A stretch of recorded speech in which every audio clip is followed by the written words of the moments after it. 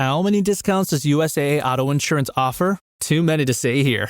Multi-vehicle discount, safe driver discount, new vehicle discount, storage discount, legacy. How many discounts will you stack up? Visit USAA.com/auto discounts. Restrictions apply. Hey, it's Paris. You know I love sparkly things, right? Like stars. Duh. And thanks to Hilton and AutoCamp, I just slept under them. Picture me, serving looks by the fire outside my luxurious Airstream, making s'mores with the kids, while a national park is our backdrop.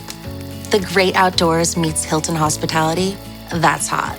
Explore all the new ways to stay at Hilton.com. Hilton for the stay. Are your business expenses playing hide and seek? With Uber for Business, the small spends that slip through the cracks, like rides and meals, go right where you need them. Because it integrates with leading expense platforms, you can say goodbye to surprise costs, missing dollars, or chasing receipts. Everything's track downable. Uber for Business. Make small steps that make a big impact. Learn more at uber.com/small steps. After Zoomies at the dog park, it's time for Drive Up at Target. In goes a big bag of kibble and one squeaky chicken toy for the good boy. Drive Up that's ready when you are, only in the Target app. Just tap Target. Phase 2 of the Rams training camp is complete. The pads are on. What are some injury updates, news, notes, and standout players? We'll talk about all that next on this training camp episode here on the Rams Up Podcast Network.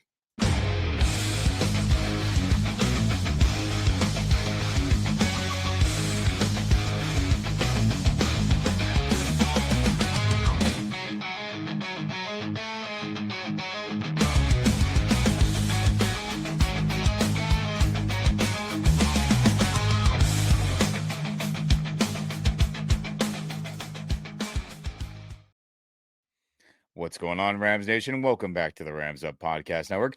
I'm Ian. That's Mark. If you're on YouTube, like this video, subscribe to the channel, put that notification bell on. And if you're on the audio only or podcast only side of things, share this podcast and audio with all your fellow Rams fans. Any of those options help out other Rams fans to see our content, and we very much appreciate it. But Mark, my friend, the pads are on, baby.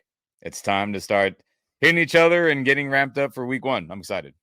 Yeah, there's a lot of good content on social media. A lot of Ram fans posting good stuff from training camp, so that's really cool to see. And it feels like I haven't been there, but it feels like there are just Ram fans are just packing the joint. That's what it looks like.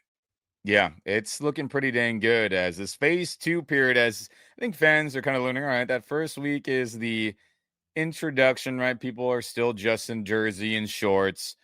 And week 2, everyone's starting to figure out, all right, this is where some action is really going to start kicking off. And yeah, according to buddies out there, friends of the channel, other people we've had on the show, all the great outlets, everyone taking video updates, it is getting pretty dang packed. And LMU has that kind of long bleacher format there where things get pretty packed, as it's not double-sided like UC Irvine and other spots, maybe around the league that hosts training camp and whatnot.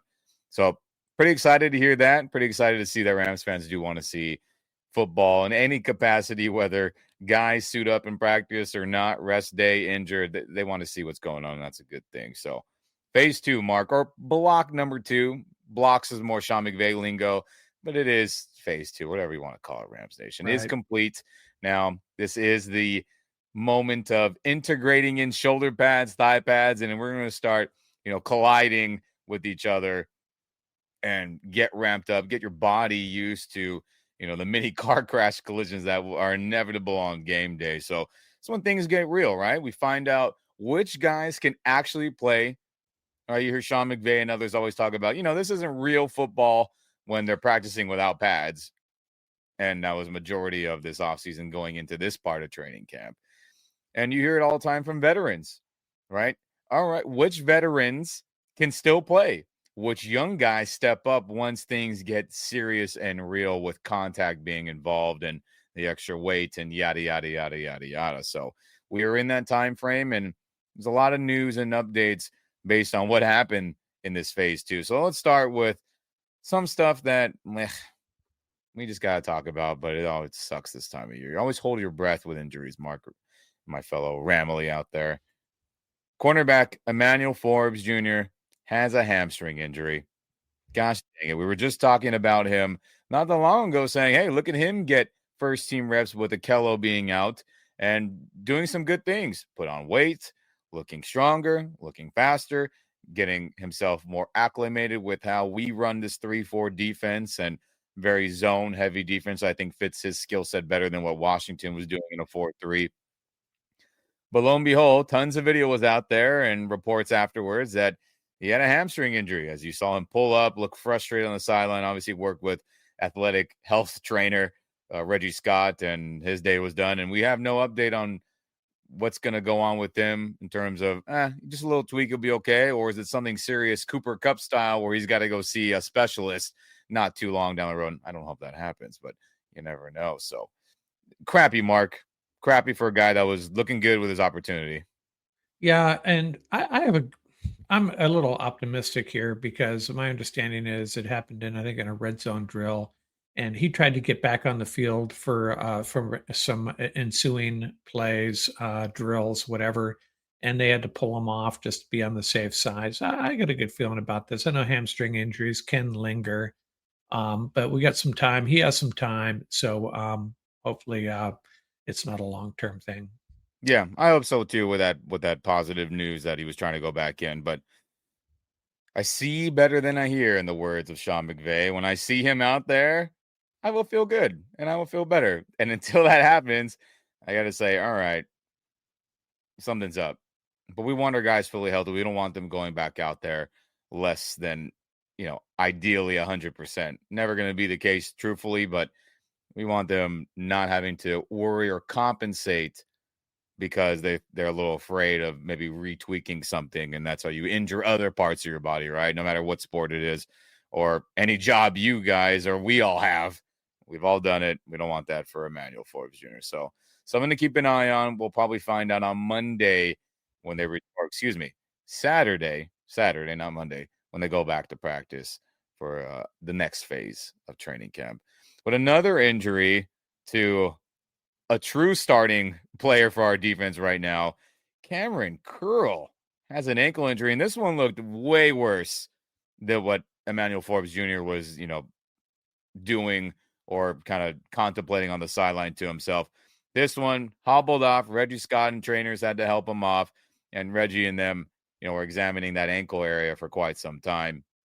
And you can tell Cameron Curl was sad, frustrated, mad, pissed, whatever word you want to throw out there under the tent there. And he was like, I can't believe this happened. And we all couldn't believe it either, as gosh dang it. Whether he got stepped on, some people are reporting, whether he rolled it, right? Whether it was a combination of the two, or maybe it's something else with the lower leg. You never know. Crappy. This guy is a starting safety for us. He was finally getting comfortable, I feel, towards the end of the year with his strong safety role, right? Being close to the line of scrimmage, helping out and run support, helping out and cover shorter parts of the field to intermediate to deep as well.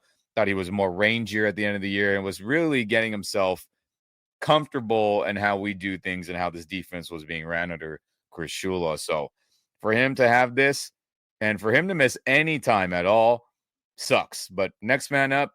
But dang it, I was expecting a good season from him. And those ankle injuries, Mark, and we're going to assume that's what it is. People are saying he got stepped on and he got semi-rolled or whatever. I mean, those things can be serious, right? You can feel good one day and the next day your ankle's, fatter than the rest of your leg and you can't walk in that thing at all. A la Kyron Williams, if you remember when he injured his ankle a couple years ago. And no, I feel fine. Woke up the next day, not good. And other guys as well you can think of in years past. But I hope he's good. But dang it, another guy in that defense, Mark, down for the count right now. Yeah, all we can hope is, we got over a month, for him to get healthy because, I like our safeties, but I wouldn't say that we're very deep at safety after, Jalen McCullough, Cam Kinchins, Quentin Lake, we call him a safety, I guess. Then a couple of undrafted guys. So we're a little thin there. And I feel bad because My previous episode, the two guys I talked the most about on that episode were Cam Curl and Emmanuel Forbes. Coincidentally, I'm not superstitious, but I'm tentative to talk about any players this episode. Kind of hard to do on a podcast, unavoidable, but hopefully I didn't jinx these guys. But we got to. He's got to. I'm always the cup is half full guy, right? Hopefully he has the time to get ready. I know that you're right. The ankle injuries. I've had ankle injuries, and I still feel my ankle. Where I broke it years ago. I still feel it. It still heats up on me. Yeah, it's a tough call. It's a tough one. And again, we don't want him back unless he's feeling good. And we don't want any player back until they're feeling good and healthy and able to play strong, play fast, and play physical, right? If you can't do those things, you can't go out there and risk injuring yourself worse for compensating because you're not healthy in one part of the body or another, right? But hey, football's a warrior mentality sport.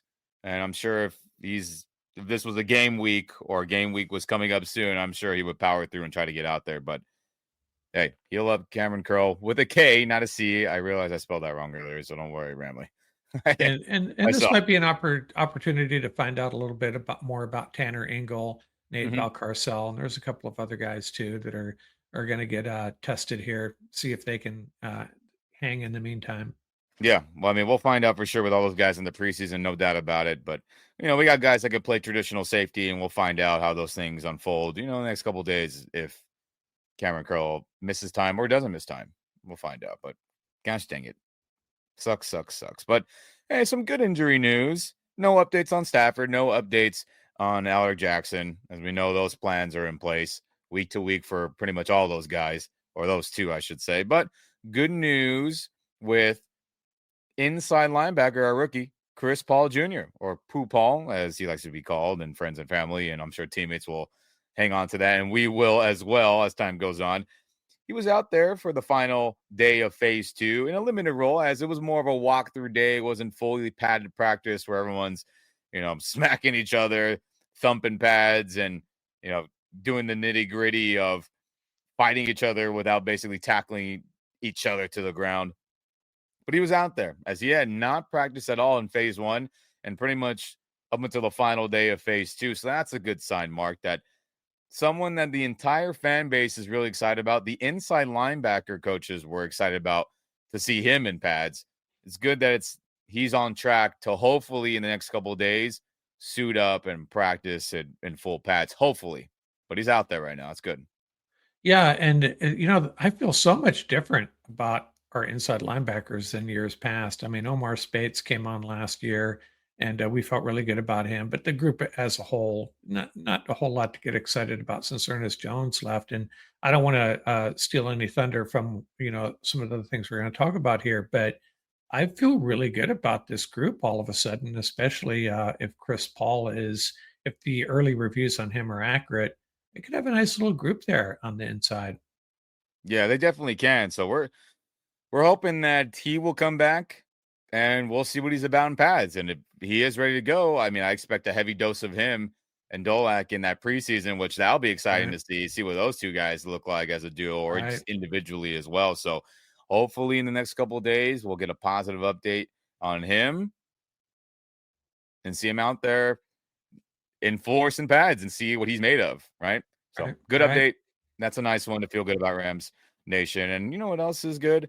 Kella Witherspoon is back in full force at practice, as he was another guy with a calf injury like Chris Paul Jr. and limited, really wasn't getting much work, but now he's full go. He was out there for 11-on-11, first team, individuals, the full shebang. Great to see. Number 4, Kella, who was our best corner last year, and really the last 2 years, if we're being honest. He was good in 23. He was good in 24. And I'm glad to see that he's back there making plays, playing good, and the calf is not bothering him, and the team feels like that's not going to be an issue anymore. Good sign for sure. Yeah, and the cornerback group, it's so much different than the safety group. I think it's quite a bit different. It's a lot of guys, and maybe not a top-end talent, but that's just another reason we need a Kilo out there. He is our best corner, and especially with Forbes out, so it's good to see him back. Yeah, great sign, great sign. I mean, look at him smiling. Do you ever see that man smile? If you're on YouTube with us, this photo of him at practice the other day, full pads. Look at him. That's a good sign. And not that Yeah. Okello never smiles, but he's a very serious person in media, interviews or anything else, which is fine with me. But if he was still lingering with something health wise, I don't think he'd be smiling that wide right for him. So Yeah. you should feel good about that, Rams Nation. He's back out there, and that's a good sign for sure. Some other positive news as well. Our D tackles, our D line in general is doing pretty dang good out there, Mark. Yes, Braden Fisk.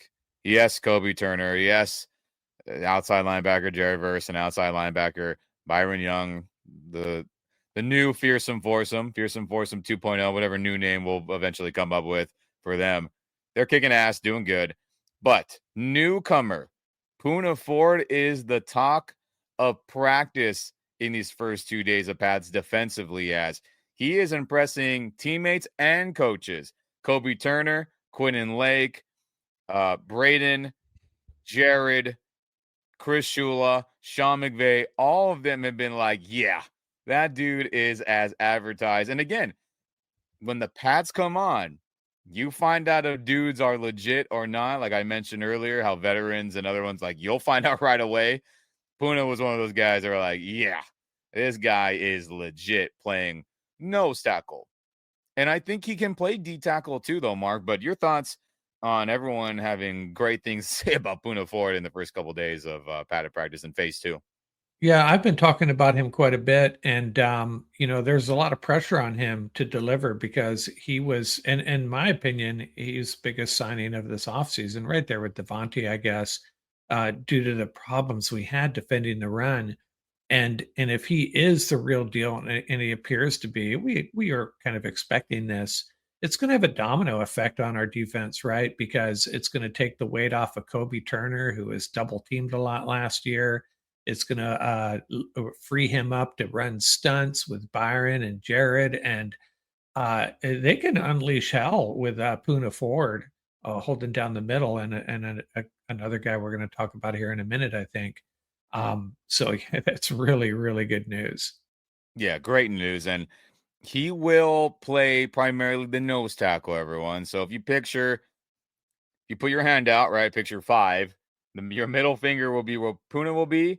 The other fingers, ring and index, will be where Kobe Turner and Braden Fisk will be. And then your outside pinky and thumb will be where Jared Verse and Byron Young, the outside linebackers, will be. But Poona, I think, is skillful enough, fast enough, athletic enough to play where Braden or Kobe will play as well. Those quote unquote DN spots. I know they're really D tackles, but they're considered DNs in the terminology of this 3-4 scheme. But he's capable, and Kobe talked about it. Like, hey, he's not just a good run stuffer. Like, he's got moves in the pass game, and he can get after it.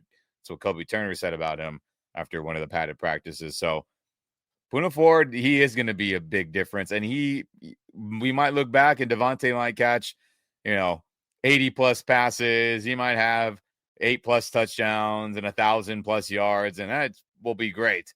But we'll look back and be like, yeah, Poona Ford stuffing the run on this critical down against the Eagles in the playoffs against Saquon Barkley and that O-line. That was the difference between winning and losing a playoff game or not. I mean, hopefully we look back and that ends up being the case, but I think you're right, though, Mark, and Rams Nation, you should feel good about that. That Poona Ford is as advertised thus far.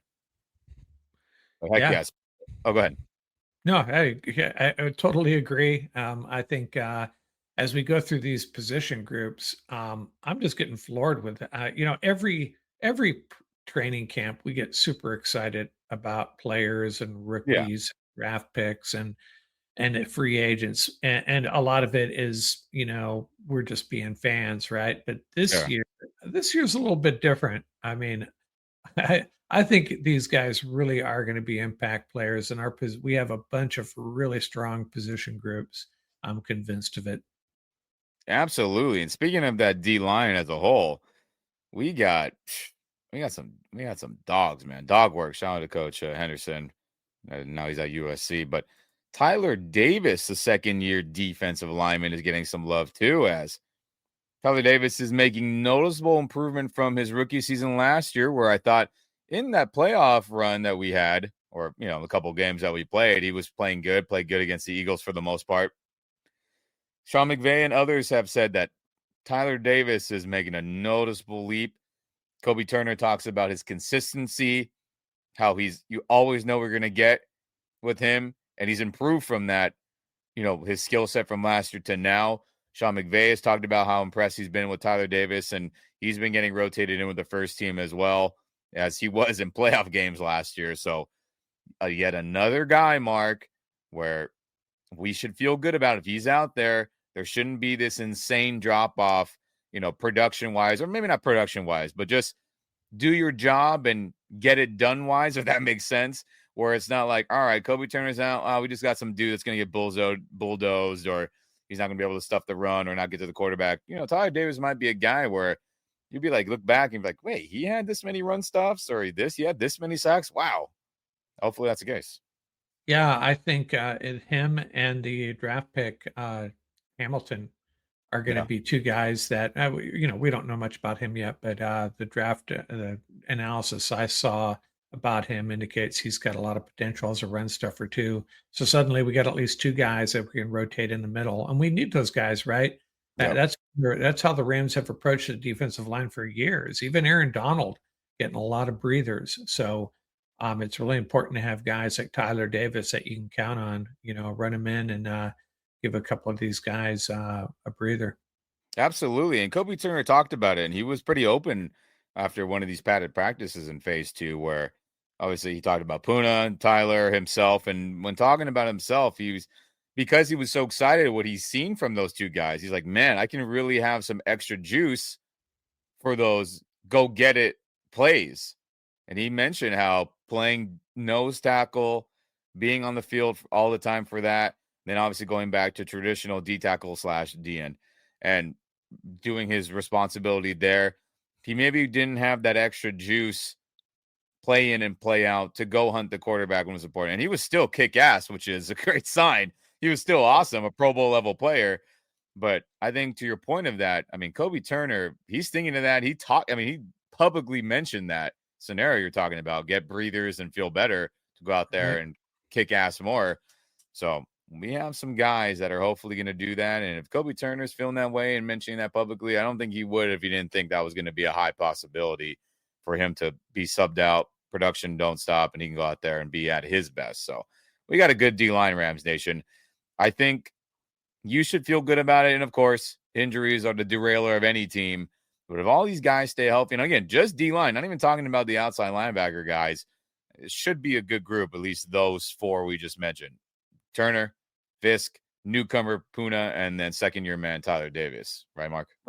Right. And throw in Hamilton. Hopefully he delivers. And then you got Laurel Murchison, Deshaun Johnson, a couple of undrafted free agents fighting for roster spots.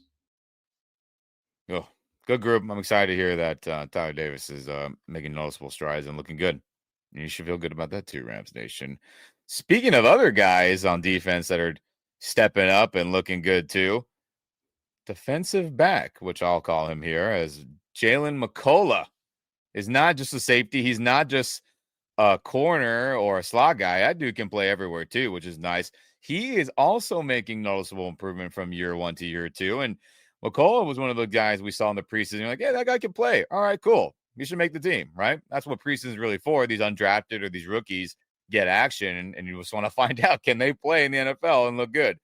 And he was one of them, made the team. And then we look up week 1 when he was in number 39. Now, for all you Rams fans who were unaware, and I was too, he switched over to number 2. So again, McCullough no longer number 39. He is now number 2. So that's not some brand new guy there.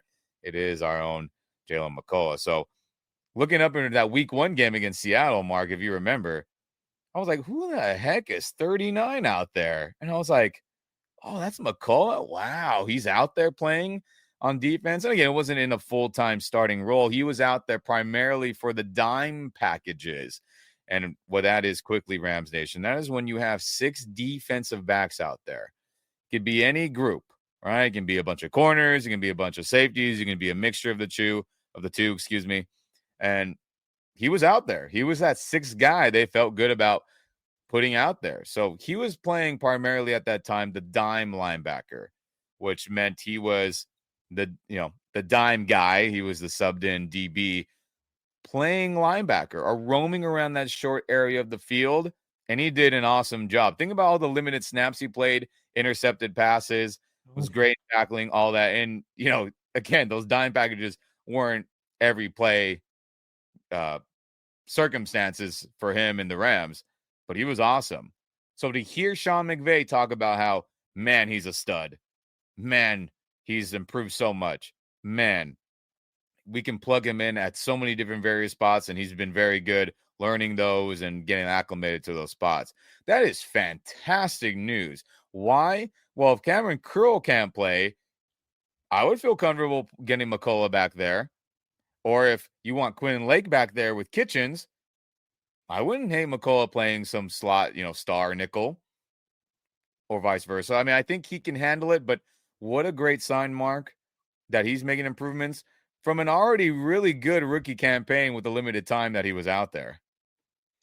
Yeah, and what's really makes this secondary special is the versatility. You just mentioned it. We got guys that we can move around, use them in different ways. And McCullough, you mentioned limited snaps that he had last year, and he was a big play guy, 4 interceptions. And him and Cam Kitchens both demonstrated just a knack for splash plays, right? For just stepping up in big moments and making big plays, and that's something that some players just have it, for whatever reason, and I think he has it. He's going to be making some big plays for us, I think.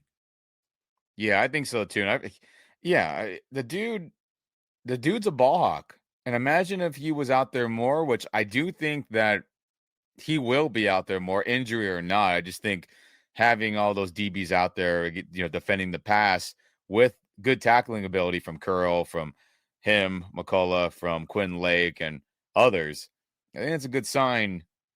And you should feel comfortable, Rams Nation, if he has to play more snaps, which I think he will earn that anyway, whether it be more dime or not, or injury or not to someone else. So great to hear.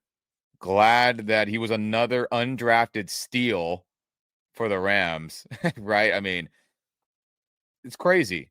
There's just so many late rounder undrafted guys that contribute and play good football for this team for tons of years in the McVay-Snead era. It's ridiculous, and we're blessed. And we're blessed to have McCullough back there in the defensive back room, and I expect big things from him in year 2 for sure. Not all meals are created equal. For instance, breakfast has the spicy egg McMuffin for a limited time, and lunch doesn't. McDonald's breakfast comes first. Ba-da-ba-ba-ba. This episode is brought to you by Nespresso Virtual Coffee Machines. Ready to enjoy the bold flavors of barista-quality Nespresso iced coffee at home?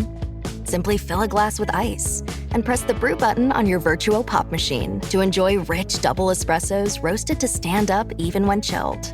Refreshingly bold iced coffee. Refreshingly easy to make at home. Visit Nespresso.com to shop now.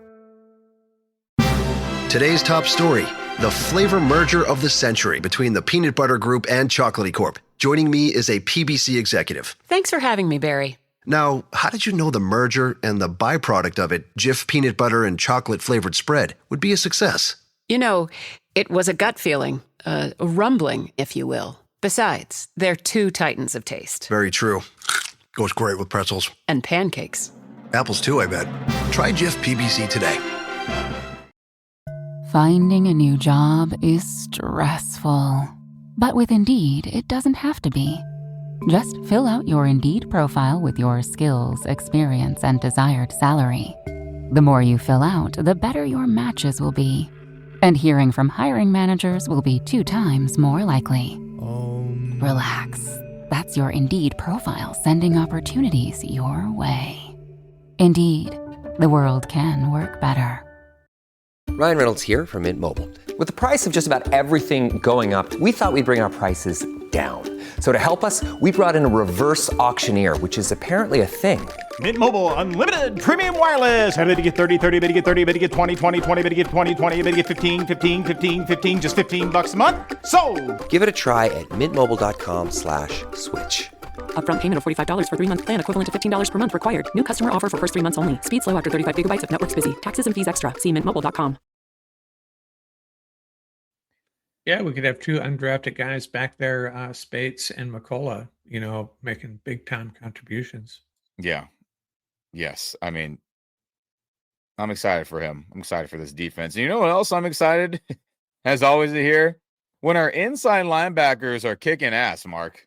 That's what I'm excited to hear. Nate Landman, we talked about him last episode, how without pads, he was impressive. Had great command, being the mic, signal caller, green dot guy, whatever term you want to use, as he's getting in the radio calls from defensive coordinator Chris Shula, and he's orchestrating, getting the calls out to the players out there and getting people lined up properly, yada, yada, yada. But hey, with the pads on now in phase 2, people are finding out, okay, now this dude is for real, for real. He was already pretty for real without pads, everyone was mentioning. Now with the pads, people are like, people as Sean McVay, Quinton Lake, Kobe Turner, Chris Shula, all have complimented him for his physicality, his knack to just be around the football, even more now with pads, as he can, smash into people to find the ball carrier. And Quinn Lake talking about just how insane it is that he has that Charles Tillman, or that peanut punch. That's an old term if you guys watch Chicago Bear games when Charles Tillman was out there. The peanut punch, meaning he would always make a guy fumble by literally punching the ball out. Quinn Lake talked about how Landman has that skill set and just how crazy it is to see up close and personal and how good he is at it.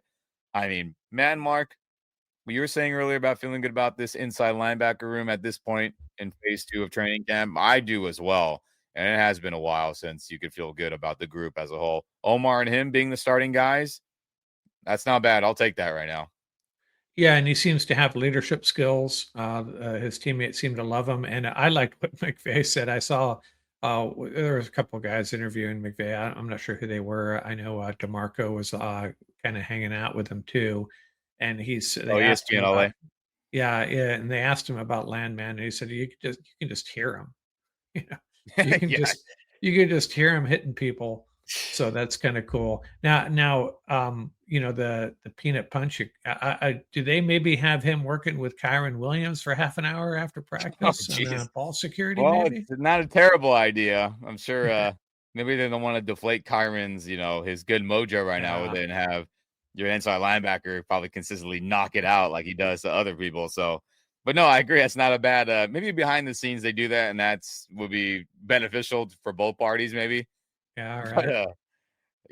But, it's a good sign that he has that playmaking ability, because, I mean, guys, we love stopping people on 3rd down and 4th down and all that. But you know what's even better than that? How about getting some turnovers on a consistent basis? So if he can get guys or ball carriers, receivers, tight ends, running backs, quarterbacks to cough one up every couple games or so, I mean, what a difference and what a swing of momentum that would be from a win to maybe even a loss if that doesn't happen, if Landman could peanut punch and cause some fumbles every couple games. And that is a valuable skill set on top of everything else that he's been doing well, tackling, thumping on linemen, eating blocks, getting to the ball carrier. I mean, I'm excited to see what he's made of come week 1 and beyond, Mark. Yeah. And, when they signed him, I'm kind of maybe a little disappointed in myself that I barely knew who he was. Same, truly. Yeah, same, to be honest.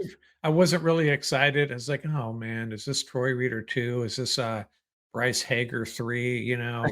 Just another, okay linebacker. But the more I'm hearing about him, between Puna and him, the middle of this defense, addressing one very specific thing, obviously, the run defense. And we got to feel good about that, because we all know that was our Achilles heel last year.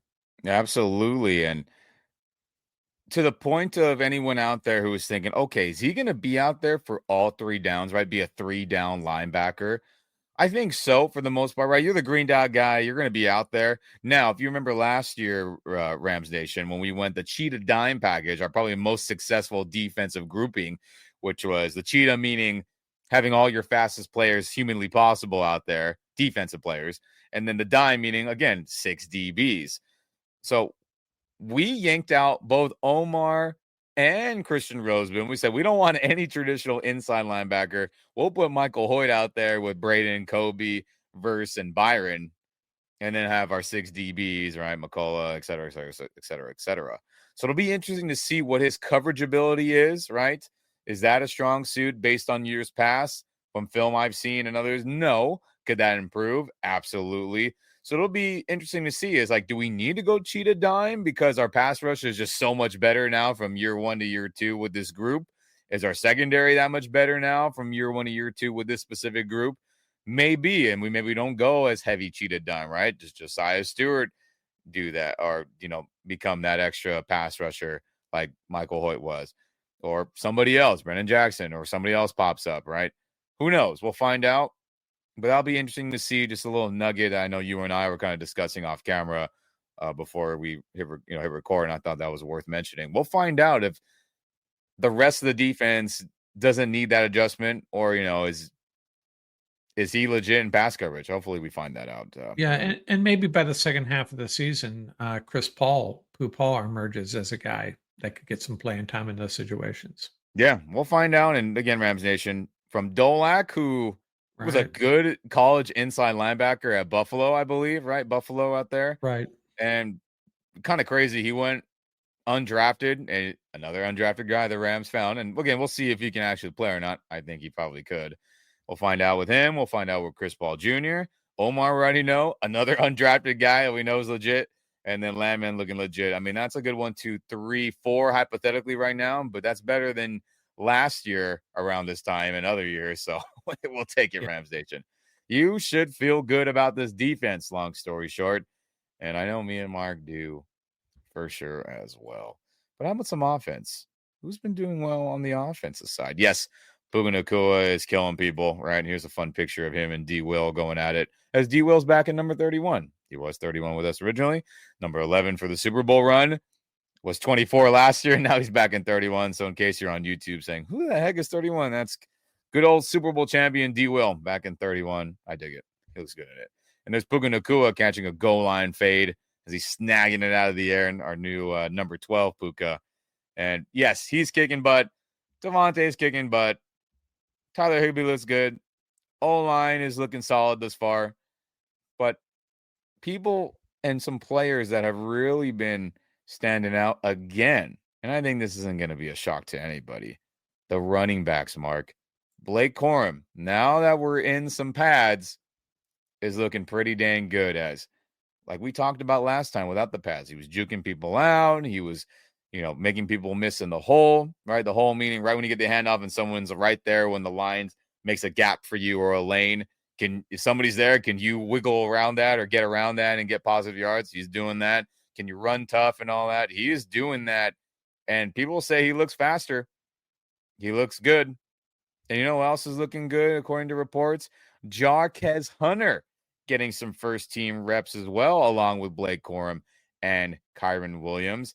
And that's another guy, Mark, who everyone got pretty excited about based off, some advanced analytics and what he did at Auburn and explosive this and explosive that runs and his 40 time and whatnot. But he's another guy. He's creeping in there. I mean, he's not getting first-team reps just for, craps and giggles, if I keep it, PG. And Sean McVay talks well about him, right? Matt LaFleur, OC, is saying he's got good body lean. He's playing strong. I wouldn't want to have to tackle that guy. So we're having some dudes, man, that are creeping up on Kyren Williams, and we're pro Kyren Williams here on our channel here. But you can never have too many good runners. And with the pads on, Blake Corum looks as advertised just without pads. And now with the pads on, Jarquez Hunter's looking legit. Man, he looks like he can play. McVay has talked about diversifying this offense, mixing things up a little bit. And I'm just hoping he commits to giving these guys some snaps, especially Blake, second-year guy. Get them out there. Just like you spell the defensive line, spell your running backs. Kyron, extremely heavy load last year. And he can do it. But if you got Blake Corum sitting there and you got Jarquez Hunter, give them, rotate them in and, mix up the offense a little bit, design plays, suit it for their skill sets. I think Blake and Kyron are very similar. Jarquez a little bit different. So hopefully McVay, like you say, we see more than we hear. We need this. We need to see these guys getting snaps in real football games. That's what I want to see. That's right. We're gonna look at. I love that quote because it's real. I see better than I hear, and obviously Sean McVay likes those, those mantras and things to live by. We're living by it too. I see better than I hear, Sean. Let me see Blake Corum out there ripping runs like he did in his limited opportunity his rookie year, and that he's doing that practice now. Let's see what Jarquez Hunter is about. Yes, he's probably going to play a ton in the preseason, and we'll find out if he's legit or not. But based on practice, he's looking good with the first team offense. So, again, we're pro Kyron. We think he's a good Pro Bowl running back. But other guys deserve some opportunities if they can be difference makers too, right? And thus far in phase 2 of the padded practices, it's sounding like we got 3 guys. And then let's not forget about Ronnie Rivers. We know he could play. So 4 guys, hypothetically right now, that can carry the rock and be productive to varying degrees. And we'll find out more from these 2, Blake and Jarquez, now in year 1 and year 2. I'm excited, man, because I'm pro run game. I'm pro let's take people's will away, right? Like the Eagles did to us. Oh, man, we just can't stop Saquon Barkley. It's deflating, isn't it? I would love to be that version. Maybe not, oh, my God, 90-yard, 80-yard run. That'd be great. But just bulldoze, bully people, beat people up. Shout out to Paul Wall. He'd always be saying the old Robert Woods quote. It's like, we want to be the sledgehammer on the nail, not vice versa. And I think getting back to that style of football on a consistent basis will be great. Yeah, and 2 things. Keep an eye out for Jordan Waters. I don't think I hate to be really super negative. He's probably not going to make this roster, but I think we're going to enjoy his playing style in the preseason. And you talk about the sledgehammer. One of the most, in the running game, probably the most frustrating Rams loss ever. I don't know if you remember, it may have been before your time, Ian, the Redskins and John Riggins. Before my time, that is right. Pounding the Rams. And I swear that guy, I don't think he had a run for more than 5 yards, but he had about 30 runs for 4 yards, 3.5 yards, and it was 52-7 or something like that. And again, you're right. It was painful to watch. It was probably painful to defend. And yeah, these running backs have that in them now. We could be, just hand the ball off and run it down teams' throats. Yep, we need the balance. We've talked about it a ton. Balance. Can we mirror the run and the pass game together where we run the ball so dang good that Stafford out play action is even better than what he was last year and previous years, which is top 10, by the way. We were a top 10 play action passing offense, and that's great. I think we can be even better if we run the ball more consistently and have more explosives and better overall run diversity of plays. We'll talk about that another day, but you should feel good, Rams Nation. Our running back room is looking pretty good thus far, and again, we'll find out if Jarquez Hunter can play or not. We know Ronnie can play and Blake and Kyron, but good signs. Blake is looking good and better, and then Jarquez is looking like he can play right now. So good freaking signs. I'm excited about that. Run game, man. Love it. Speaking of offensive guys, yes, Davante Adams is killing people out there in one-on-ones, right? He's out there against Akello and others, and he's winning those routes. I mean, he's a future Hall of Fame player, still in his prime, maybe not running 23 miles an hour prime, but he's still clocking in 2021 like he was last year for the Jets, still doing awesome. And he was on ESPN LA within the last couple days in phase 2 padded practices, and he talked about how, guys, there's no Jimmy G beef going on. We're on good terms. As he was asked of how it may be frustrating not to have Matthew Stafford out there throwing in passes during this training camp. phase or any of the phases thus far. And they asked him, hey, how's it been, reuniting and catching from Jimmy G, from the crappy Raider days? And, Jimmy said, hey, man, like we got together. We're on good terms. There is nothing going on. It was just a dark time for everyone during that Raider tenure, basically what he said. And gosh, to see all the Raiders fans, content creators, podcasters, YouTubers, media members, whatever you want to call them or affiliate them as, all of them have mini temper tantrums and meltdowns about him saying that. It was beautiful to watch and read people's meltdowns of this guy. Screw this dude. This guy's a traitor. Shut the F up. La, la, la, la, la. I'm tired of hearing from him. Oh, he betrayed us. Whatever. All the things you can think of. And it's just so satisfying to know that if he stays healthy, he's probably going to have a fantastic year. Again, will it be 1,500 yards? No, probably not. But he'll be productive. He'll kick ass. He'll win his one-on-ones. I mean, if everything works out health-wise for everyone on offense, he'll do well. And it's so fun to know that Raider fans will continue to support their crappy team and realize that, yeah, your team is the reason why, Davante didn't work out. It just makes me so happy. So no beef with Jimmy, like we all thought from the Netflix where he was like, this guy's going to get me effing killed out there. None of that. Him and Jimmy are cool. And, hey, they're connecting on passes right now. Nothing's going on.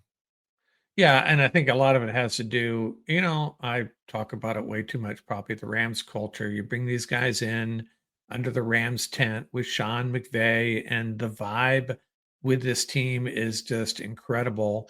And if they had a beef, hey, you've been there before. You maybe had a beef with a friend or something, and you find yourself in a better place one day, and you're like, hey, man, times are pretty good. Let's enjoy this. And I think there's a little bit of that going on, maybe. Yeah, absolutely. I mean, I got the quote right here. I was trying to find it. Quote from Davante: I love Jimmy. It was never a personal thing.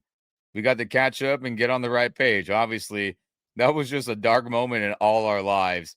I think all of us were pretty miserable there. We laugh about it now, talking about the Raiders. I mean, hey, I have buddies that are Raider fans, and when they hired Josh McDaniels, I knew it was going to be a disaster. And look, the Raiders have been a disaster for the 29 years I've been alive. So are we all shocked that it didn't go well, right? Randy Moss didn't work out there, killed it with the Patriots a couple years later. Antonio Brown didn't work out there. He was crucial into the Bucs winning the Super Bowl, a couple years later, right? Funny. So it's just, we can go down the list of other guys. Yes, I know Jerry Rice worked out there and Tim Brown and other dudes, but since I've been alive, almost 30 years, that organization has been a dumpster fire. So again, to see all the Raider fans and content creators and everybody just cry and be pissed about him just being real about the Raiders, I brought so much joy and laughter today. Yeah, Raider fans are kind of funny. I've known quite a few over the years. And I actually got to the point where, when you are dedicated to a team, it's really hard to escape it. You're kind of stuck, and Raider fans are stuck, unfortunately. And you can say that about Cowboys fans and sort of kind of 49er fans too. Hey, it's their world. They're stuck in it. And, they like to lash out at, the Rams are very often a target because it just drives them crazy. Where this Rams team is these days as, one of the elite franchises in the National Football League for the past 7-8 years, right? Yep. And, all you LA Raider fans out there maybe tuning into this, let's join the original LA team, the Rams, and stop supporting black and silver madness and dumpster fireness and come to, blue and yellow. It's much better. It's much better over here. But speaking of Jimmy Garoppolo too, though, Mark, I mean, yes, Davante talked about it, but how has he been looking now in phase 2 where we're all thinking, okay, Stafford's not practicing this second week or, phase 2. And Jimmy's getting all these reps that are important to not hold back the first team offense and to not screw up the growth of this offense and players. Hey, according to reports, though, Mark, it's looking better. Jimmy G is looking better with the first team offense now in the second week of leading the charge. And it's good to hear because, again, this is real football with pads instead of, almost tackling to the ground or just, you're wrapping each other up, thumping each other shoulder pad to shoulder pad. But, from all accounts, it's been better. And that's a good sign as, again, we hope we don't live in the dark timeline where Stafford misses a lot of games or just really any games in general, but it's a possibility. He's an older quarterback, been beat the hell from his Detroit Lions days, and, he's been banged up with us too. If Garoppolo has to play, it shouldn't be the end of the world for a game or two, and it's good to hear that it's looking better with this first team group, him throwing to Nakua, Adams, Tutu, Jay Witt, Higbee, et cetera, et cetera, et cetera. And that's good with the pads on. That should excite everybody. Yeah, and those gentlemen that were interviewing McVay on the sideline today, I believe it was, and they basically echoed what I've been talking about several times. Maybe they watched one of our episodes, perhaps, but they basically said the same thing that we've been saying, that show me a better backup quarterback in the NFC, and they mentioned Kirk Cousins, maybe. But yeah, there's a lot to like about our situation here at quarterback. And the Devontae Adams things, go back to that. I've never met Jimmy. I don't really know a lot about him, but he seems like the type of guy would be pretty difficult to dislike. He just seems like a pretty mellow, low key, cool cat, and a pretty darn good quarterback. But yeah, man, our backup situation at quarterback, it's another position group that is pretty rock solid. Yeah, that's a good one too, right there. Matthew Stafford to Garoppolo, 9-11. This is hopefully we don't have to ring any alarm bells and see number 11 out there for any Stafford number 9 reasons. But man, oh man, if we can get New England Patriots going in for injured Tom or suspended Tom Brady, right? Where we're talking 4 games or less.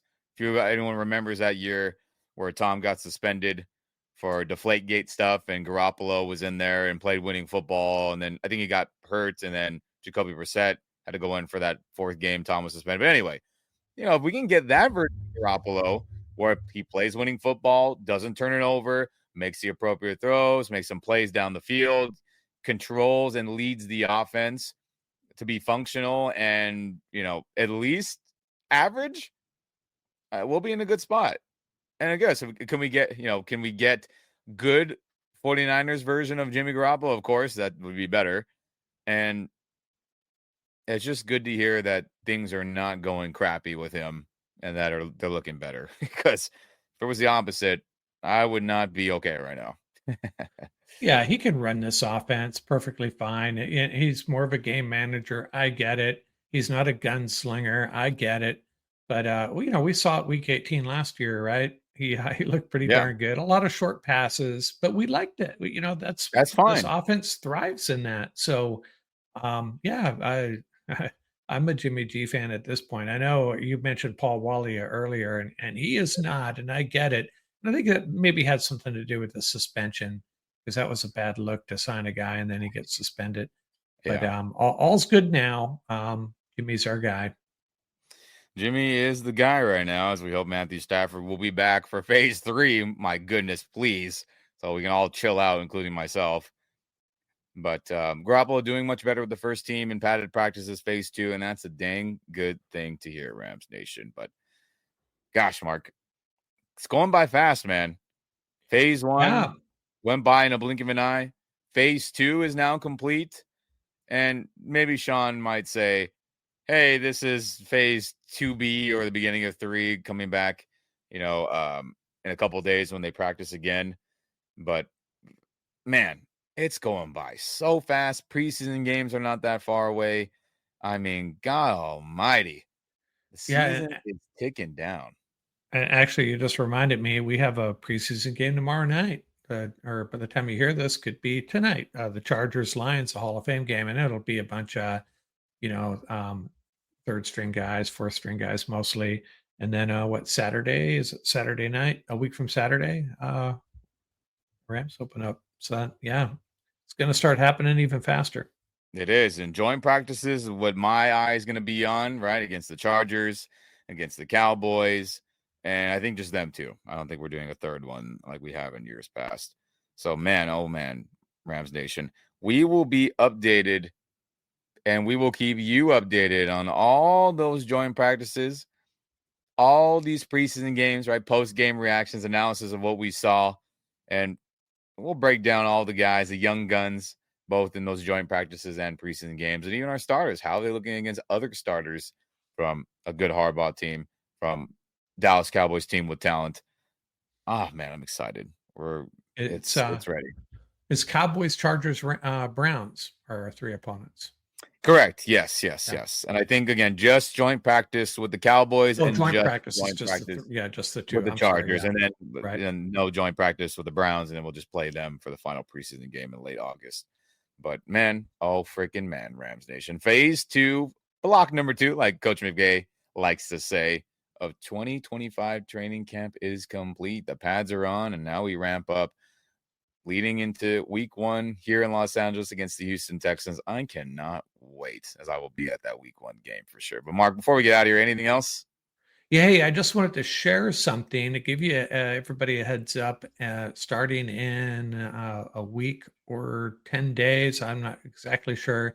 I'll be sharing my periodic top 50 Rams of all time. Yeah. 5 different episodes lined up there, a couple days apart. Get you guys all pissed off about guys I'm overrating, underrating, forgetting completely. It's all for fun, but I'll be sharing that. I did that a couple of years ago, and I'll be revisiting that over this preseason period. Perfect. I'm excited for that too, honestly. And you're gonna hate it. I'm saying it's to rate them all in order. That's tough, man. Props to you for bringing that out. It would take me a while to get through that. I'm already second guessing myself, but it's cool. You got time to switch some people. No, I'm sticking with it. I've got it all recorded and all done. If you start, that's the problem. You get through 50 and then you go, 37 needs to switch out. And you gotta record the whole thing again. So that's fair. There you go. It's already in ink and signed. So be it. I'm sure it'll be a great one for Rams Nation. But don't forget, if you're on YouTube here, like this video, subscribe to the channel, put that notification bell on. If you're on the audio only or podcast only side of things, share this podcast and audio with all your fellow Rams fans. And any of those options help out the algorithms to show other Rams fans our content. And if you do any of those, we very much appreciate it. But never forget, Rams Nation. Go Rams, baby.